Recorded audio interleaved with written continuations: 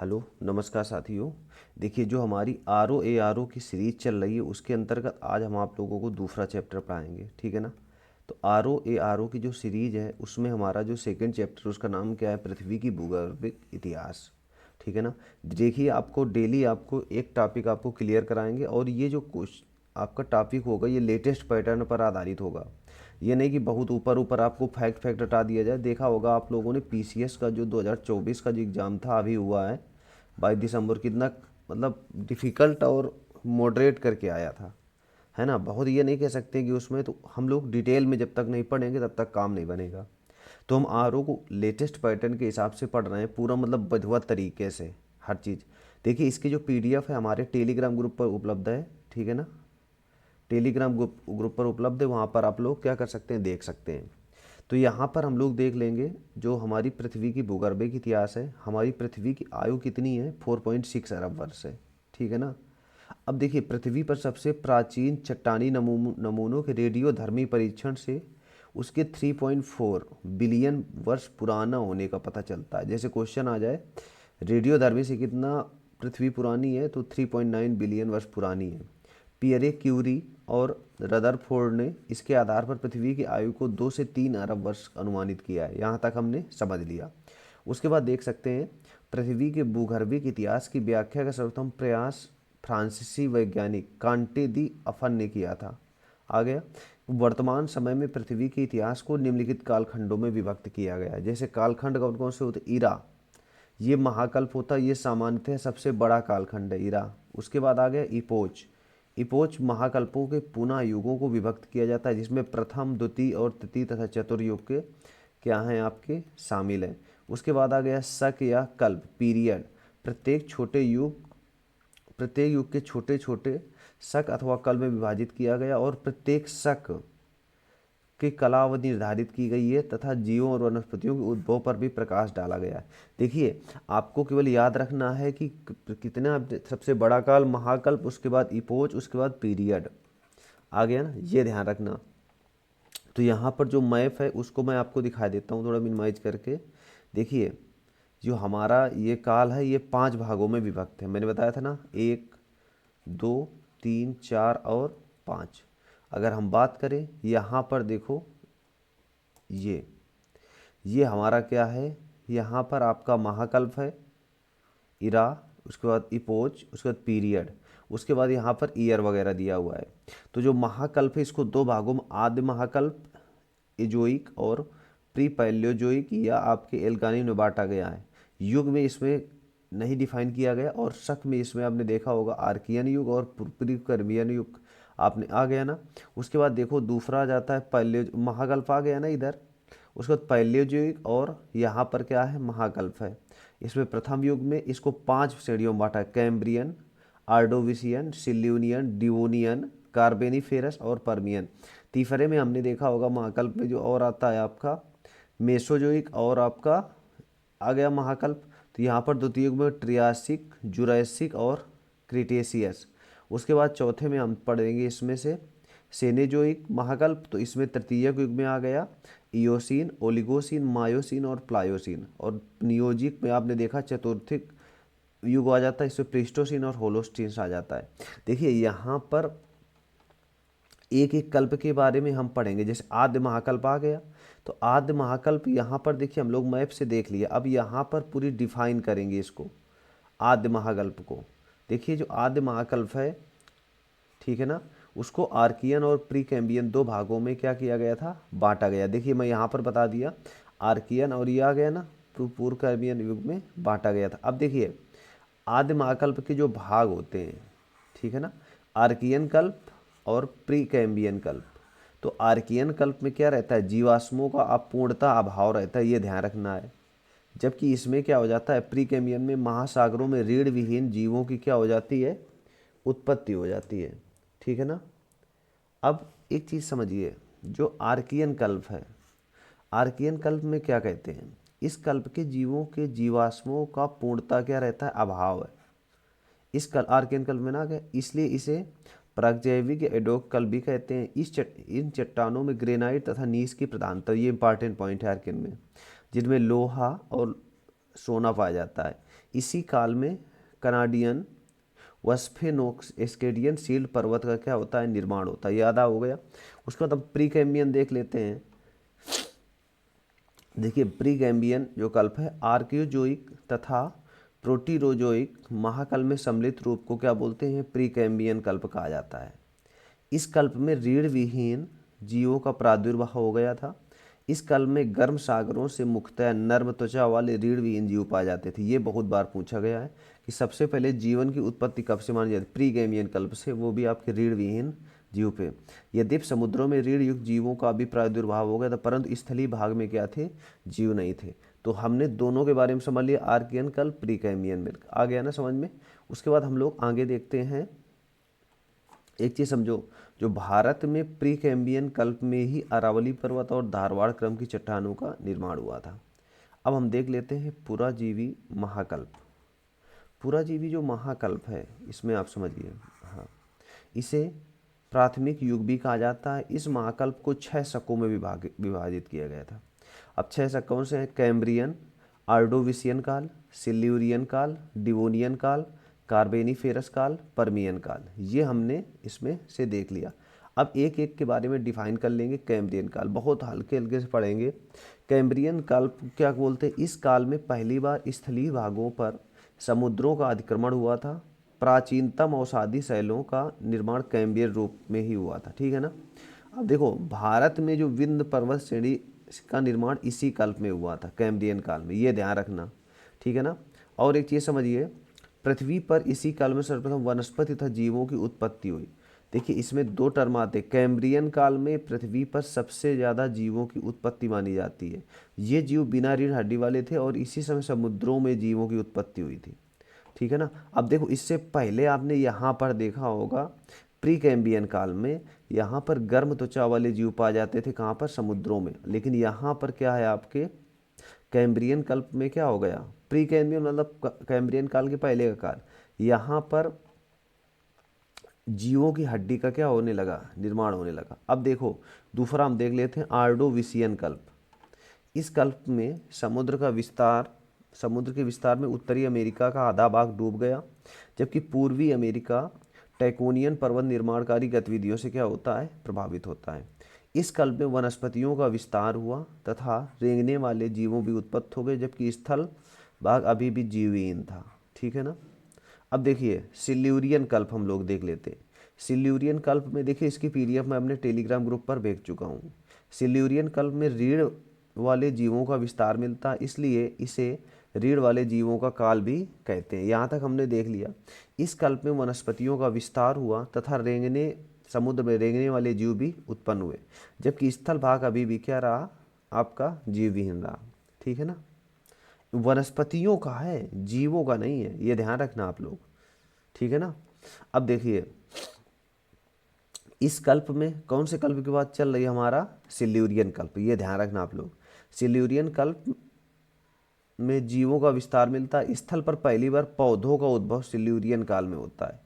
कौन से काल में होता है, आपका सिल्यूरियन काल। ये सब फैक्ट आपके मिलाने के लिए आता है। ये पौधे पर्णविहीन थे तथा ये ऑस्ट्रेलिया में उत्पन्न हुए थे। उसके बाद देख लेते हैं डिवोनियन कल्प।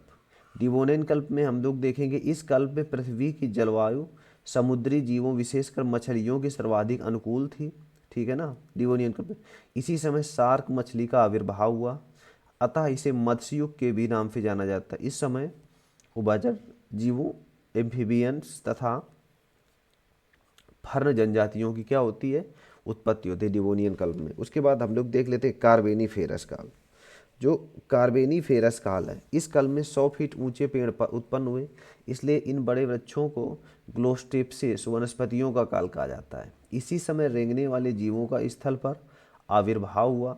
इस समय बने भ्रंश में पेड़ों के दब जाने से गोंडवाना कालक्रम की चट्टानों का निर्माण हुआ था, जिसमें कोयला व्यापक रूप से पाया जाता है। इसे जीवों का युग कहा जाता है। एक बात बता दूं, कार्बेनिफेरस काल में ही हमने देखा होगा हिमालय पर्वत का निर्माण होता है, हम लोग आगे पढ़ेंगे इसको भी। उसके बाद देखो पार्मियन कल्प। इस समय स्थल पर जीवों वनस्पतियों की अनेक प्रजातियों का विकास हुआ। भ्रंशन के कारण आंतरिक झीलों के वाष्पीकरण से पृथ्वी पर पोटास के भंडारों का क्या होता है, निर्माण होता है। उसके बाद हम देख लेंगे तीसरा वाला, मध्यजीवी महाकल्प, मीसोजोइक इरा, मध्यजीवी, इसे द्वितीयक युग कहते हैं। इसे निम्नलिखित 3 भागों में बांटा जाता है मध्य युग को। आ गया, इसमें कौन सा है, ट्रियासिक कल्प, जुरासिक कल्प और आपका क्रिटेशियस कल्प। पहले हम लोग देख लेते हैं ट्रियासिक कल्प के बारे में। देखिए ट्रियासिक कल्प के बारे में अगर आपको देखना है तो इस कल्प में स्थल पर रेंगने वाले विशाल जीवों का क्या हुआ, विशाल जीवों का विकास हुआ। इस काल में मेढक, कछुओं आदि की क्या होती, उत्पत्ति होती। यह काल आर्कियोप्टेरिप्स की उत्पत्ति के नाम से जाना जाता था, अर्थात ये स्थल आकाश दोनों में विचरण कर सकते थे। ठीक है ना। इस काल में गोंडवाना लैंड भूखंड का विभाजन प्रारंभ हुआ और ये जुरासिक काल तक चलता रहा। इतना हम लोगों ने देख लिया ट्रियासिक काल में, आ गया ना। यानी कि रेंगने वाले जीवों का निर्माण कहाँ पर होता है, ट्रियासिक काल में, ट्रियासिक काल में। उसके बाद देख लेंगे जुरासिक काल। इस कल्प में मगरमच्छ के समान मुख और मछली के समान धड़ वाले जीव जैसे डायनासोर, जैसे रेप्टाइल का उद्भव हुआ। इस कल्प में जलचर, स्थलचर व नभचर तीनों प्रकार के जीव पाए जाते थे। आ गया ना। अगर पूछा जाए जुरासिक कल्प में कौन कौन था, इस कल्प में मगरमच्छ के समान मुख, मछली के समान धड़ वाले जीवों डायनासोर, रेप्टाइल आदि का उद्भव हुआ। इस कल्प में जलचर, स्थलचर और नभचर तीनों प्रकार के जीवों का आविर्भाव हुआ। जूरा पर्वत का संबंध कहाँ से है, इसी कल्प से है, ये ध्यान रखिए। सर्वप्रथम पुष्पयुक्त वनस्पतियाँ इसी कल्प में क्या होती हैं, उत्पन्न होती हैं। उसके बाद देखिए यहाँ पर आता है क्रिटेशियस कल्प। क्रिटेशियस कल्प तीसरे नंबर में है। इस समय पर्वतीकरण की प्रक्रिया थी, अतः इस कल्प में राकी तथा एंडीज पर्वत की उत्पत्ति हुई। ये बिल्कुल आपको फैक्ट याद होना चाहिए कि पर्वत की उत्पत्ति कब हुई आपकी, क्रिटेशियस कल्प में पर्वतों की उत्पत्ति बहुत तेज होती है। राकी तथा एंडीज आपने देख ही लिया होगा, यूएसए अमेरिका महाद्वीप और यहाँ पर दक्षिणी अमेरिका महाद्वीप। भारत के पठारी भाग में क्रिटेशियस कल्प में ही ज्वालामुखी लावा का दरारी उद्भेदन हुआ, जिससे दक्कन ट्रैप तथा काली मिट्टी का क्या होता है, निर्माण होता है। इतना हम लोगों ने इसमें देख लिया। उसके बाद देख लेते हैं नवजीवी महाकल्प, सेनोजोइक इरा। आ गया ना।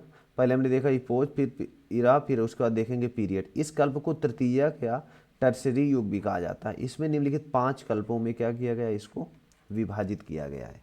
जैसे कौन कौन से कल्प हैं आपके, पैलियोसीन कल्प, इयोसीन कल्प, ओलिगोसीन कल्प, मायोसीन कल्प, प्लायोसीन कल्प। आ गया। इस कल्प में विभिन्न कार्यों में अल्पाइन पर्वतीकरण हुए, जिससे विश्व के सभी मोड़दार पर्वत जैसे आल्पस, हिमालय, राकी आदि पर्वतों की क्या होती है, उत्पत्ति होती है नवजीवी महाकल्प में। आ गया। अब देखो इसमें एक एक देख लेते हैं, ठीक है ना। यहाँ पर देखिए 5 भागों में मैंने आपको बताया था कि इसको बांटा गया है नवजीवी महाकल्प को, सेनेजोइक इरा को। अब देखो सेनेजोइक महाकल्प को स्तनियों, कीटों और आवृतबीजी पादपों का भी युग कहा जाता है। यहाँ पर हमने देख लिया। अब देखेंगे हम लोग पैलियोसीन कल्प। इस युग के दौरान हुई लैरामाइड हलचल के फलस्वरूप उत्तरी अमेरिका में राकी पर्वतमाला की ऊंचाई में वृद्धि हुई और स्थल पर स्तनपाइयों का क्या होता है, विस्तार होता है। इस कल में सर्वप्रथम स्तनपायी जीवों, पुच्छहीन बंदरों का क्या होने लगता है, आविर्भाव होने लगता है। अब देख लेते हैं इयोसीन। इस युग में भूतल पर विभिन्न प्रकार के दरारों के माध्यम से ज्वालामुखियों का क्या हुआ, उद्गार हुआ, ठीक है ना। तथा स्थल पर रेंगने वाले जीव प्रायः क्या हो गए, विलुप्त हो गए। इस समय प्राचीन खरगोश उत्पन्न होते हैं इयोसीन युग में। उसके बाद ओलिगोसीन देख लेते हैं। इस कल्प में अल्पाइन पर्वतीकरण प्रारंभ हुआ। इसी कल्प में चिल्ली, बिल्ली, कुत्ता, भालू आदि की भी उत्पत्ति हुई। इसी कल्प में बिना पूंछ वाले बंदरों का भी आविर्भाव हुआ, ठीक है ना, जिससे मानव का पूर्वज कहा जा सकता था। वृहत हिमालय की उत्पत्ति का भी यही क्या है, काल है। अब एक चीज़ समझिए, ओलिगोसीन में आ गया। अब देख लेते हैं हम लोग मायोसीन कल्प। मायोसीन कल्प में इसके जो डिफाइन है, इस कल्प में अल्पाइन पर्वत निर्माणकारी गतिविधियों द्वारा संपूर्ण यूरोप एवं एशिया में जलनों का क्या होता है, विकास होता है, जिसके विस्तार की दिशा पूर्व से क्या थी, पश्चिम थी। यहाँ पर जो एशिया में जो पर्वत नहीं थे वो चलने लगे थे, चलने का विकास हो गया था। हाथी का विकास भी इसी काल में हुआ था। भारत में मध्य तथा लघु हिमालय पर्वत का मुख्य काल यही है। कौन सा काल है आपके? मायोसीन कल्प आ गया। उसके बाद देखो प्लायोसीन कल्प आ जाता है। प्लायोसीन कल्प, इस काल में समुद्रों के निरंतर अवसादीकरण से, ठीक है ना, यूरोप, मेसापोटिया में ये आपका मिस्र है, उत्तरी भारत, सिंध, उत्तरी अमेरिका में विस्तृत मैदानों का क्या होता है? विकास होता है। प्लायोसीन कल्प में सागरीय जीव जंतुओं एवं वनस्पतियों का वर्तमान स्वरूप इसी काल में क्या होता है? स्पष्ट हुआ। उसके बाद देखिए शिवालिक पर्वत श्रेणी की उत्पत्ति इसी समय होती है। हिमालय पर्वतमाला एवं दक्षिण के प्रायद्वीपीय भाग में स्थित जलपूर्ण डोरी जैसे टेथीस भूसन्नति में अवसादों के जमीन से उत्तरी विशाल मैदान का निर्माण भी इसी कल्प में क्या होने लगा था? होने लगा था। ठीक है ना। अब देख लेते हैं हम लोग नूतन महाकल्प। नूतन महाकल्प ये हमारा सबसे बाद वाला रहता है। नूतन महाकल्प देख से इसे चतुर्थिक युग भी कहा जाता है। ठीक है ना। इसे दो कल्पों में विभाजित किया गया। पहला प्लीस्टोसीन कल्प और आपका होलोसीन कल्प। अब देखो प्लीस्टोसीन कल्प में सबसे बड़ा प्लस पॉइंट क्या होता है? इस युग की सबसे बड़ी विशेषता भूपटल पर हिम चादर की स्थिति थी। हिमानीकरण के कारण सागर तल में गिरावट आई। हिमानी के पिघलने से धरातल पर विविध दृश्यावलियों का विकास हुआ। उत्तरी अमेरिका में वृहद झीलें के साथ साथ नॉर्वे, स्वीडन, स्विट्जरलैंड आदि देशों में क्या होता है? झीलों का भी निर्माण इसी कल्प में होता है, प्लीस्टोसीन कल्प में। ठीक है। इस युग में तापमान निचले स्तर पर आ गया। ठीक है, प्लीस्टोसीन युग में, जिसके कारण यूरोप में 4 युग देखे गए, जो कौन कौन से थे? गुंज, मिंडेल, रिस और बुर्म, ये 4 हिमयुग थे। विभिन्न हिमयुगों के बीच अंतरिम काल इंटर ग्लेशियर काल एज देखे गए, जो तुलनात्मक रूप से ऊष्ण काल थी, ये गर्मी काल थे। मिंडेल व रिस हिमयुगों के बीच अंतर हिमकाल सर्वाधिक लंबी अवधि का था। आ गया। यानी कि यहाँ पर जो ये मिंडेल है और आपका रिस, ये सबसे लंबी अवधि के हिमयुग थे। ठीक है ना। इस युग के अंत में हिम चादरों पिघलते चले गए एवं स्कैंडियन क्षेत्र की ऊंचाई में निरंतर क्या होने लगी? वृद्धि हुई। पृथ्वी पर उड़ने वाले पक्षियों का आविर्भाव प्लीस्टोसीन काल में ही माना जाता है। होमो सैपियंस तथा अन्य स्तनपायी जीव वर्तमान जीव काल में इसी समय में एक विकसित हुए थे। तो ये हमारे लिए इस वजह से प्लीस्टोसीन कल्प इस वजह से इम्पॉर्टेंट है। क्वेश्चन आ जाए मानव या अन्य स्तनपायी जीव किस काल में है, तो आपके प्लीस्टोसीन काल में। आ गया ना समझ में? कहाँ पर है? प्लीस्टोसीन काल में इनका ही होमो सैपियंस मानव का उद्भव माना जाता है। उसके बाद देखिए होलोसीन आ गया या अभिनव कल्प आ गया। देखो अब देखिए होलोसीन या अभिनव कल्प में, इस कल्प में तापमान वृद्धि के कारण प्लीस्टोसीन काल की क्या हो जाती है? आपकी हिम की समाप्ति हो गई तथा पृथ्वी को वर्तमान अवस्था प्राप्त हुई, जो अभी भी क्या है? जारी है। इसी समय सागरीय जीवों ने अपने वर्तमान स्वरूप को प्राप्त किया। इसी कल्प में मनुष्य पर पृथ्वी ने क्या हुआ? कृषि कार्य तथा पशुपालन को प्रारंभ कर दिया।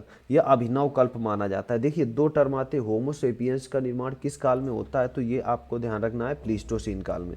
इसमें मैं आपको पूरा बता चुका हूँ। ठीक है ना, कि जो आपके इस युग को हिमयुग मतलब कब पिघलना स्टार्ट हुआ, ये पूरा मैंने इसकी डिफाइन कर दिया है बहुत अच्छे से। नूतन महाकल्प हो गया। हम पूरा जो प्रोसेस है, इस जो मैप है, इसके आधार पर पूरा डिफाइन किया। अब ये जो मैप है आप लोग इसमें देख सकते हैं, जो डायग्राम हमारा ये वाला है। यानी कि महाकल्प, यहाँ पर 2 महाकल्प, आदि महाकल्प में हम लोग आर्कियन पूर्व कैम्ब्रियन पढ़ेंगे। पैलियोजिक महाकल्प में हमने कैम्ब्रियन, आर्डोविशियन, सिल्यूरियन, डिवोनियन, कार्बेनिफेरस, पर्मियन काल में पढ़ा। मेसोजोइक में ट्रियासिक, आपके जुरैसिक, क्रिटेशियस काल को पढ़ा। यहाँ पर सेनोजोइक में इयोसीन, ओलिगोसीन, मायोसीन, प्लायोसीन को पढ़ा। नियोसीन में प्लीस्टोसीन और ओलिगोसीन को पढ़ा। तो हमारी जो सीरीज चल रही है सब लोग ज्वाइन कर लीजिए, फ्री में चल रही है ये सीरीज। इसमें टेलीग्राम ग्रुप पर आपको इसकी PDF मिल जाएगी। Thank you.